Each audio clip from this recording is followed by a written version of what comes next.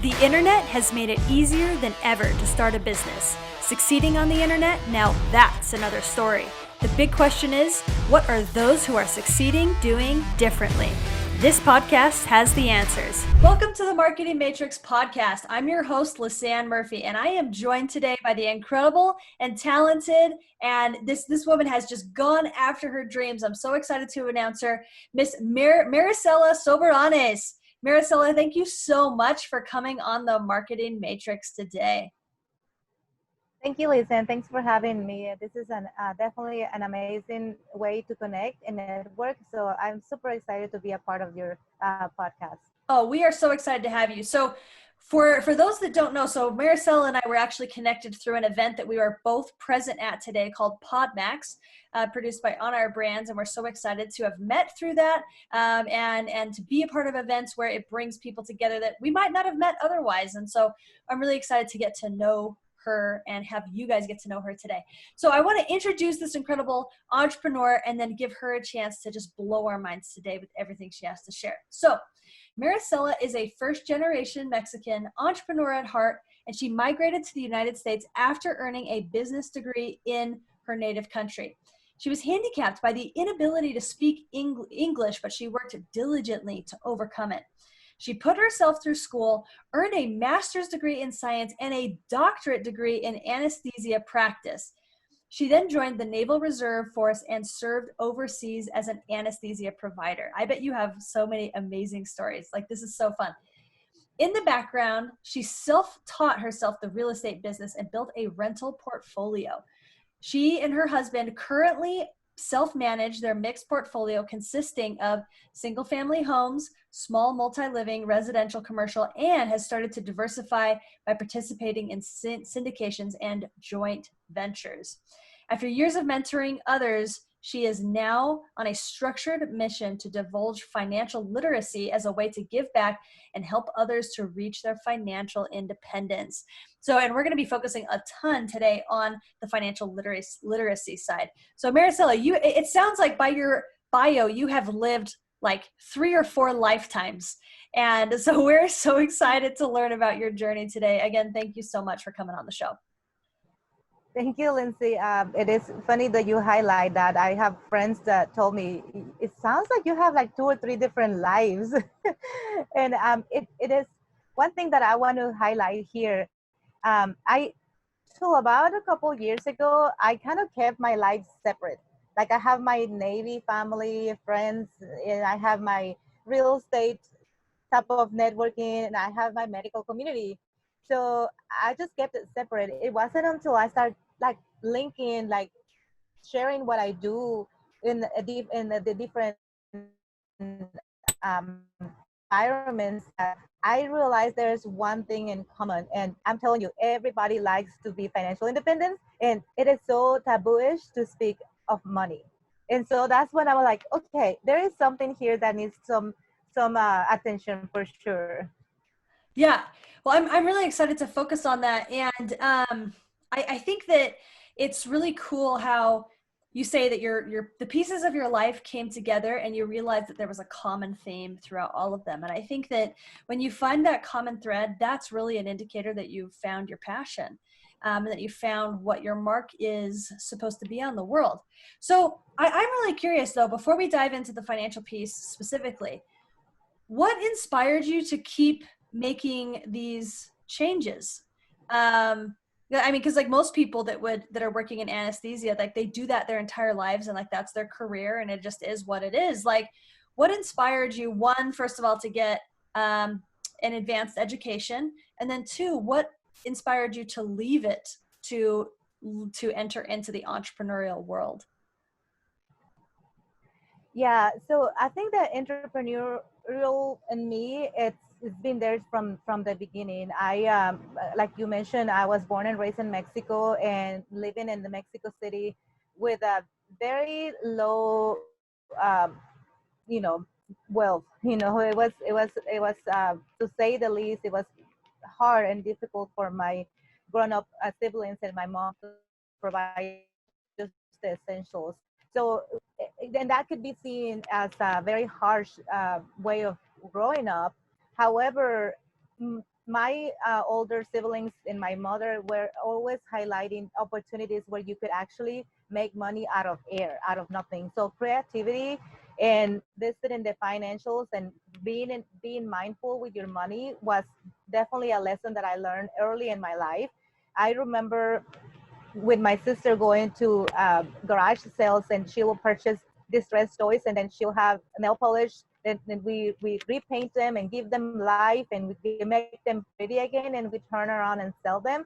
And I remember seeing the power of having money or having nothing and then making it fun and then earning an income.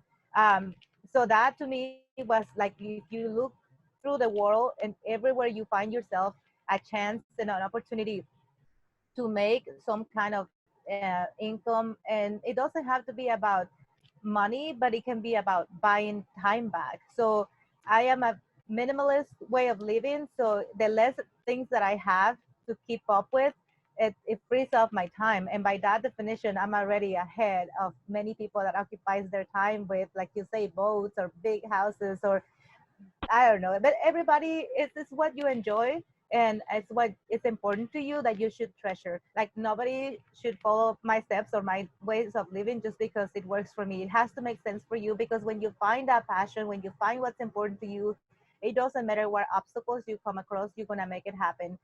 So back to when my vision, especially coming to the States, it was first I came to the States because somebody told me that I couldn't speak English, that I could never speak English the way they spoke it.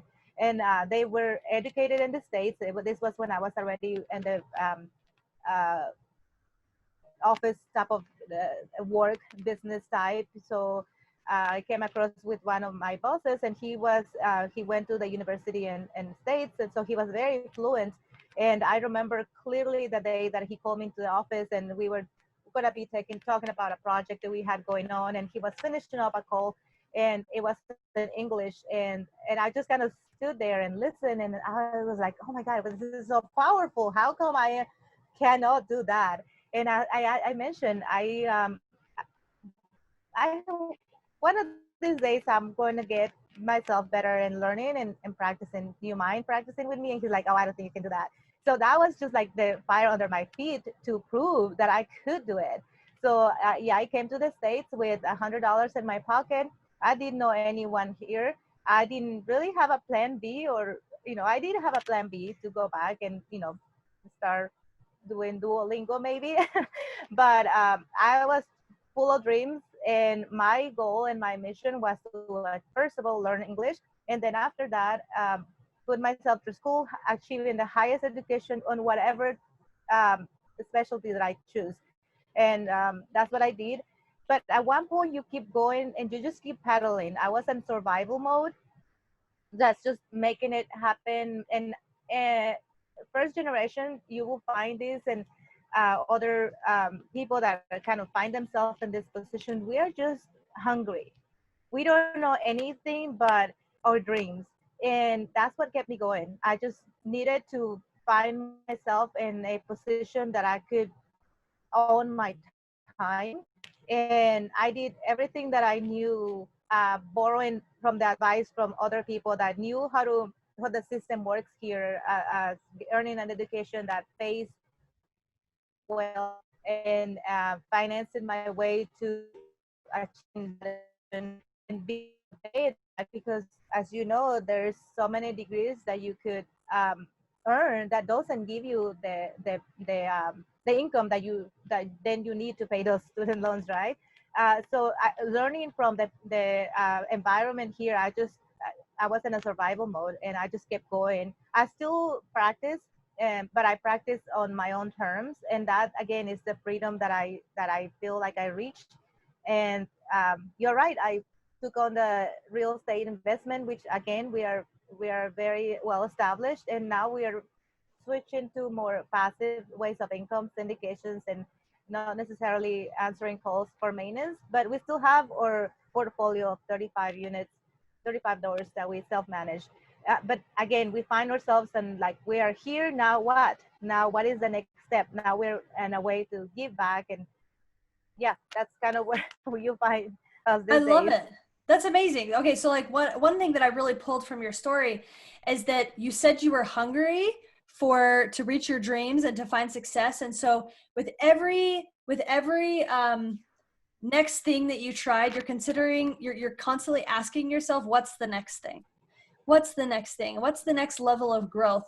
What's the next level of independence? What's the next level of impact that I can have in the world? And that comes from that hunger that you say. And so that's just an amazing piece of your story that I pulled from that.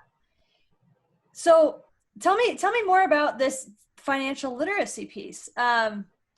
The like you said, a lot of people look at financial literacy differently, and that there's lots of different goals that you can have with your finances. So I would love for you to just go through, like, what's your philosophy with financial literacy? Yes. So again, everybody likes to make money. Everybody would like to be financially independent, right?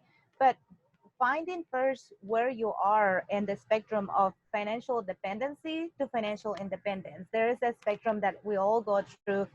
And the first step that we ask our audience is to identify where do you find yourself in that spectrum. Are you financial dependent still? What are the steps that you need to take then to become independent? So first of all, defining what is independent for you. You need to know your budget. You need to understand your income and your expenses. So those are the baby steps that anyone should be aware of. Where is my income coming from? Where am I spending it on? What is my net worth? Even if you don't feel like you don't have no assets or you don't have any properties or investments, you do have a net worth. And it's not until you take the time to understand it and to find yourself in that spectrum of, again, financial dependent to financial independence, and even a after independence, what's out there after, then you have financial wellness where you can then turn around and give back. So for us, it's important to, so we've been, again, as my husband and I, he's been in the Navy 26 and a half years now, retired. um, we find ourselves repeating the same concept to people that approaches us, or that we seek out. And so we decided to put this structured way to communicate and make it a standardized way. Again, military folks here, writing SOP, standard operating procedures, to truly help others to identify where they find themselves in the spectrum. How can they develop a plan? How can they direct their actions to reach the state of financial independence? How can they diversify their income? So let's see, if you have one source of income, can we find any other, like, there's creativity, again, having the entrepreneurial glasses on, and we truly take a look of what can you do to produce another source of income. And it could be delivering pizza, delivering Uber, or driving around. There's so many options these days that anyone should not be just limited to one type of income, one source of income. So again, diversifying your income, and then diluting anywhere that you go to invest, you're gonna have risks. Everywhere that you put your pennies are gonna have a risk. A coin has three sides, right? The risk and the rewards, and the ones around is the ones that you can control. So when you identify those risks and you're looking, of course, for the rewards, then we want you to dilute those risks. And the way that you can do it is, in our case, real estate. You have to know how to speak the language of real estate. You have to know what the good assets are. You have to know how to stress a deal or analyze a deal. So if you decided to do gold or investing or any other investment, understand that, learn that language, so that you can read a book and truly understand the message. Because there is so many people very successful and very knowledgeable that already wrote everything we need to know to reach our financial independence and whatever asset that you pick.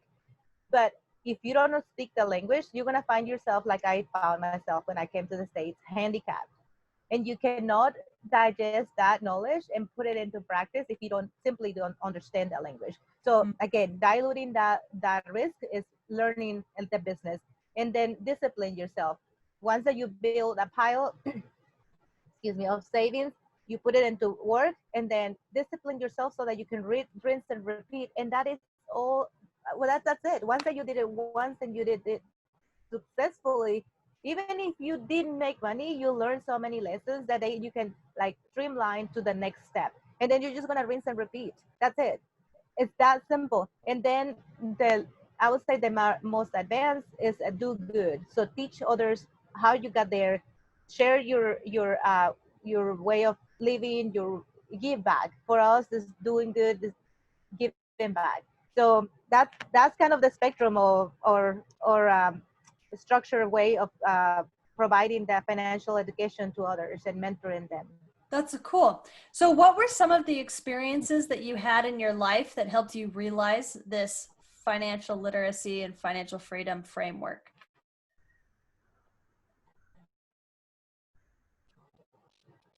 Yeah, so it goes back to growing up with what somebody can define like nothing. Again, I had the love of my family. I had the time with my siblings and my mother. So I wasn't poor. I was rich in mindset, and that's what it takes sometimes. Even if you don't have the tangibles, it is a mindset that you put yourself in, and you drive yourself towards that positivity. It's not gonna be, you cannot be lying to yourself. If something is truly wrong, you have to acknowledge and fix it, right? But it a lot of being where successful, a lot of uh, where achieving comes from being in the right mindset. The opportunities are gonna come to you, but if you're not in the right mindset, they're gonna come and go, and you're not gonna be able to grab them. And another thing is being prepared. Yes, entrepreneurial is fun. It's awesome to be kind of your own boss, to trying to be creative, and you really release all of those um, the creativity in you, taking all those risks. But hey, you know what? It's fun. It's fun, right? But you have to be prepared. You cannot live on that dream neither. So being prepared, again, being in the right mindset, being prepared, the opportunity comes to you, you are ready to grab it and put it into action. Until you reach that, you probably are going to go through life letting so many opportunities go through, and not take advantage of it.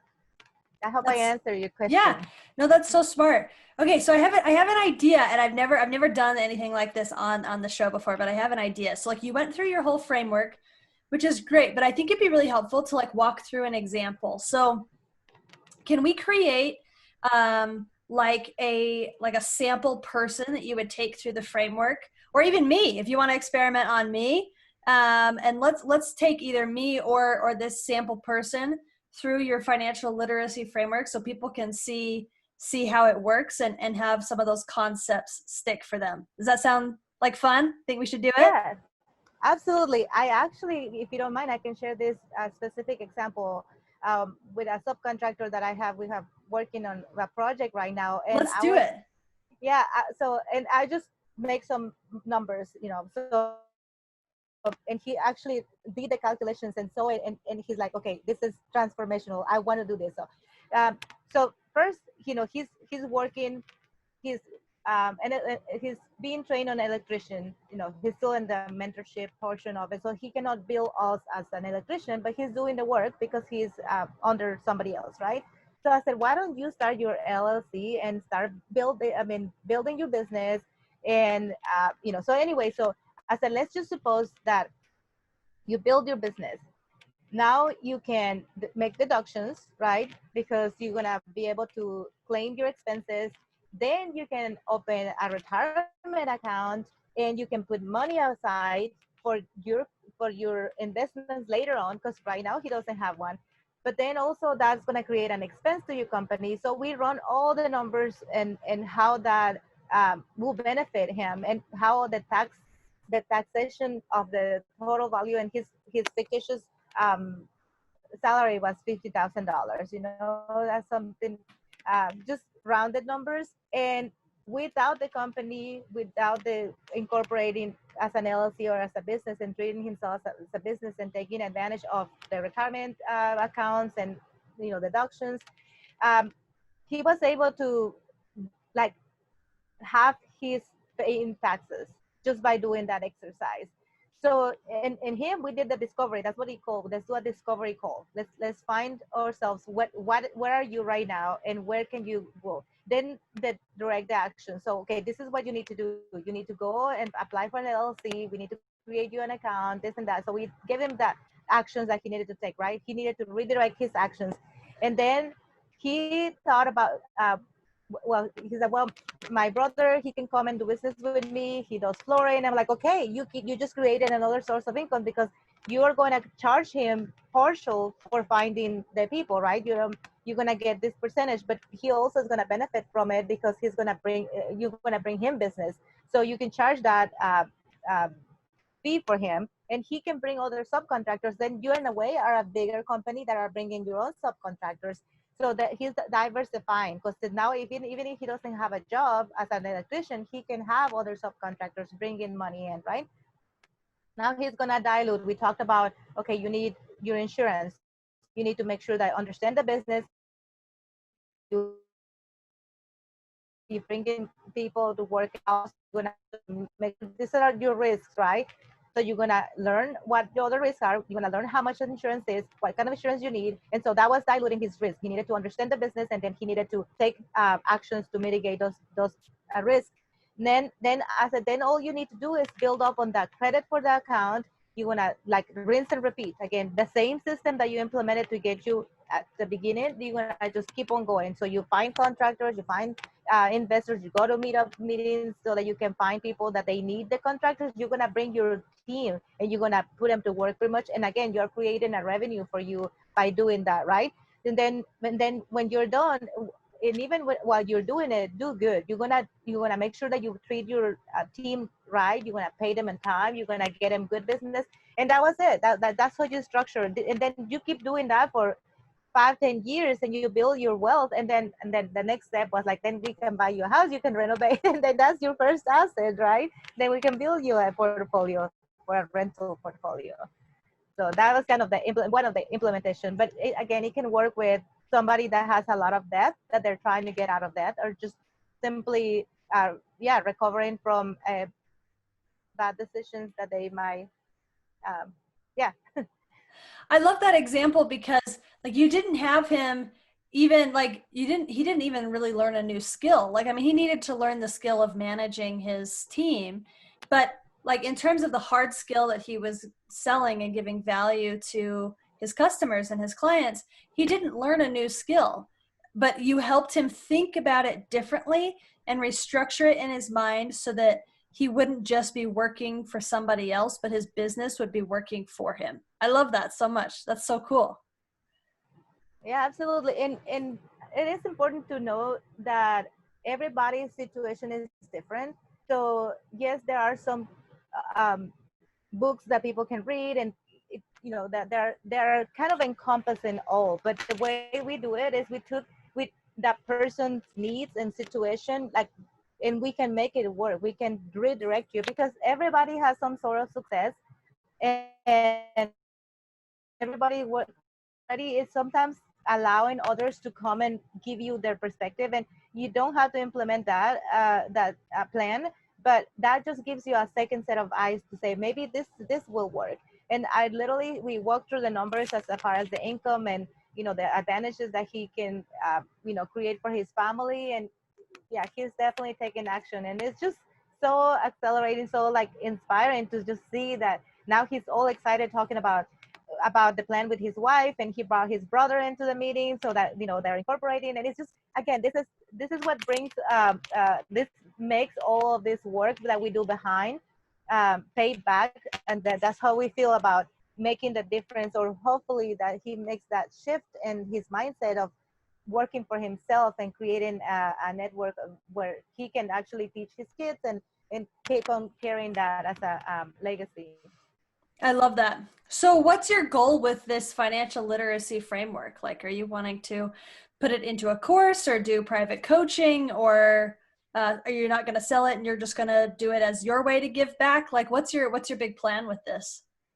As we are building this networking, and we're recording some of the content already, so we can put it in a way. A lot of people ask us, where can I review this? You just talk about all this big the net worth and calculating, and the sources that we use for like books that we read. So we are recording this, and we are going to be releasing podcast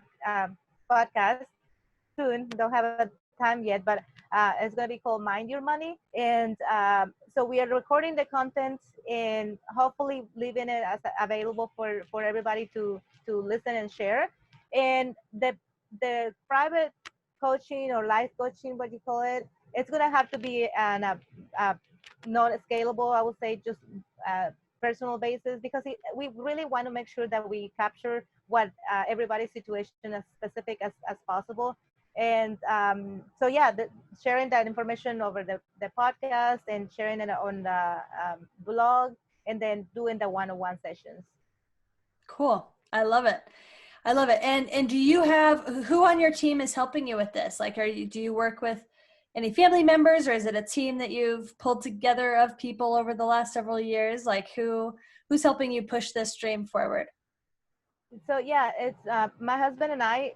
Again, he has an MBA. He's really good with numbers. So when people comes and starts bombarding with numbers, I'm like, wait, let me get the number person in. So he's really good and number wise, and strategies like that. And then we have a assistant that runs all the background type of media and stuff. But definitely need help with that. And we do this for free. We have a non-for-profit this business that we are, if the person wants to donate from receiving the services, the profits from that are going to be allocated to bring medical and community wellness missions and outreach events to Mexico. Again, this is a way for me giving back to the place where I was born and raised. And we'll do it. The plan is to do it all from the earnings from this and other events. Writing a book about my grandma, and anything that comes from that, it will definitely be directly going into just sharing the educational portion of reaching financial independence. And so yeah, that's kind of our model right now. That's amazing. I love it. Do you ever sleep? I do. Yes, I do. Oh, that's so amazing. I love that. Okay, so let's see, if you could go back and speak to your teenage self, like knowing what you know now and all of the amazing things that you've been able to create, and all the people that you've helped. And if you were to go back and talk to that girl in Mexico, that little girl in Mexico City, what would you tell her? Wow, that's powerful. That's a very powerful question. Um, don't give up.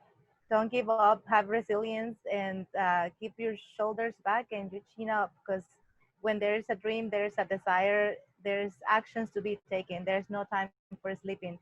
Well, yes, you sleep, but like being passive, and there's that you cannot afford to do that. So keep paddling. Don't give up. Your dreams is sometimes all you have. I love it. That is so powerful. And I love that. Keep your shoulders back and your chin up, right? There are always opportunities that are coming for ahead of us, and I like to think that every day is a brand new opportunity to choose. But sometimes we let the past taint our present and our future. Like we let the past hold us back. Um, and I don't know if you've struggled with that, but if you have, like how have you gotten over that and just looked forward instead of being stuck in the past? That's a very interesting question.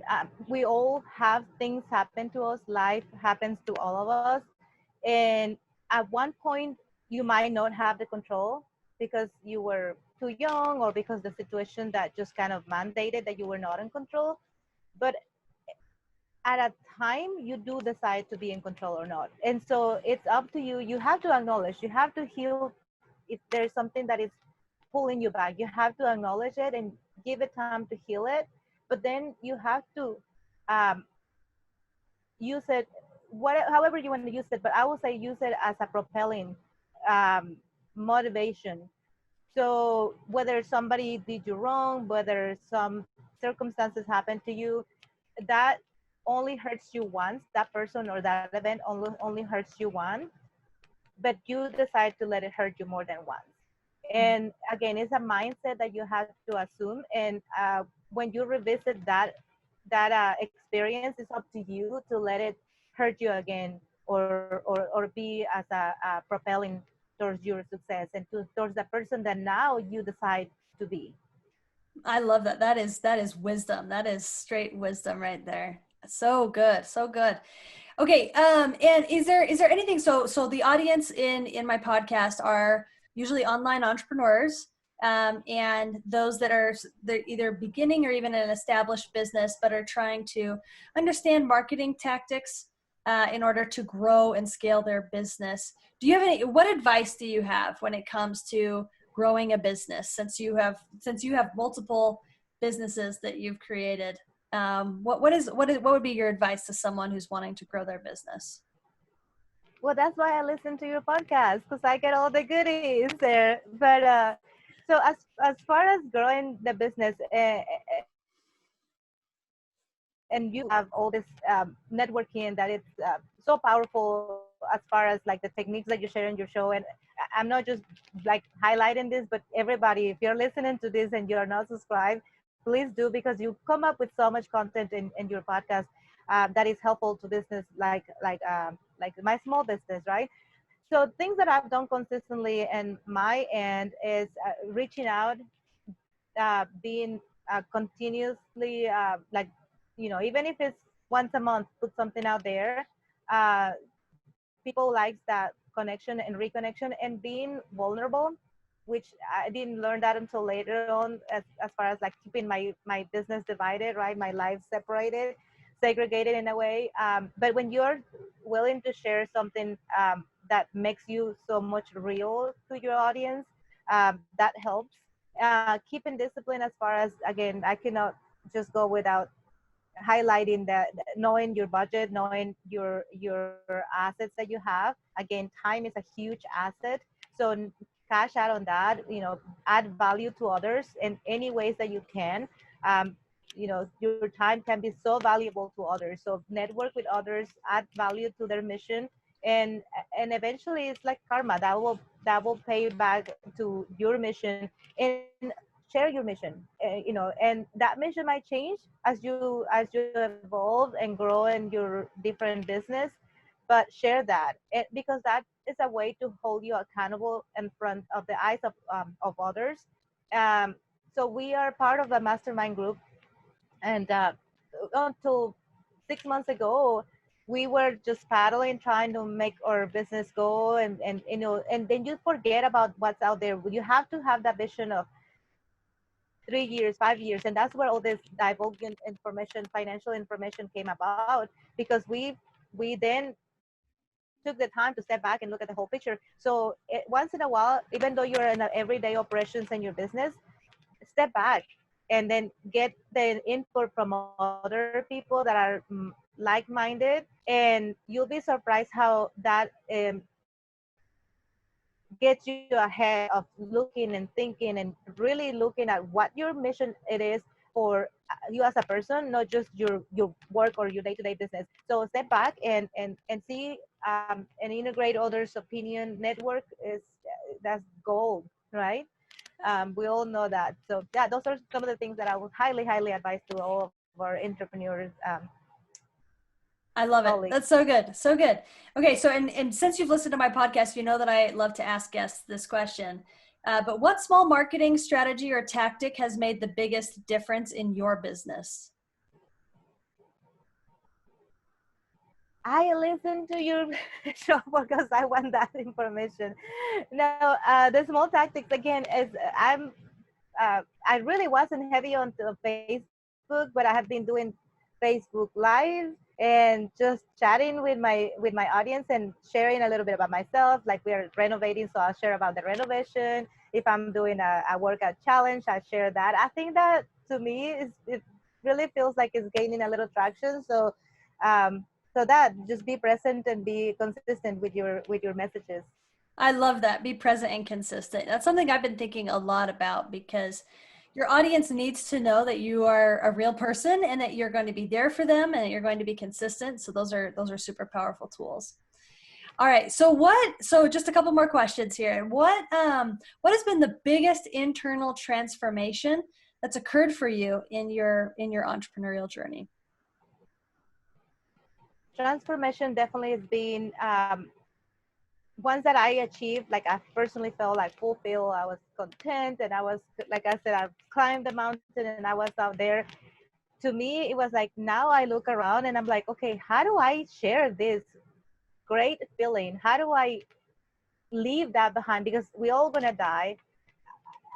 I saw myself as if I died right now, like if I trip and go down the mountain, I'm probably gonna be dead by the time I hit the bottom. What am I leaving behind? And who and how is people gonna remember me? So that's when the transformation occurred from being selfish, like I want to do for myself, now to do for others. And that's the last D of our model, the 6 Ds, right? That do good. So you turn around and said, okay, I am done with my own self. Like I want to share it now. This is the time for me to share it, to build others. And that was a huge, huge transformation, because I was always kind of course I did, I, try to do wrong. I did that right, and did good for my family. But sometimes you have to look at what is not my obligation, but I still want to do it. And that's been a huge transformation. So awesome. I love it. And it's so powerful. And I love the analogy of the journey that we're on is in climbing a mountain. So how can people find you on social media, follow you, see your journey, learn from you about financial literacy and real estate? Like, how do people find you? So our website is from financial survival to financialindependence.com. You will find the blog there and you can connect there. On Instagram is from financial survival to financial independence, FI for financial independence, and same for Facebook. Or you can just find me and friend me on Facebook, Maricela Awesome. Soberanes. I love it. I love it. You say your name way better than I do. I love it. All right, guys. Well, this is Maricela Soberanes. We are so blessed to have her on the Marketing Matrix today. Thank you so much for sharing your heart and sharing your talents and sharing your dream and your passion that you have and your desire to help people. Like the biggest thing, honestly, that I've taken from you today is that you are wanting to use all of the skills that you've gained to give back to the people around you. And that is so inspiring. So thank you for bringing your heart and your love for others and your hunger, your insatiable hunger for bringing that on the show today. Thank you, Listen, for having me, and I really appreciate it. You're so kind. I appreciate you. Access denied. Access granted. Access granted.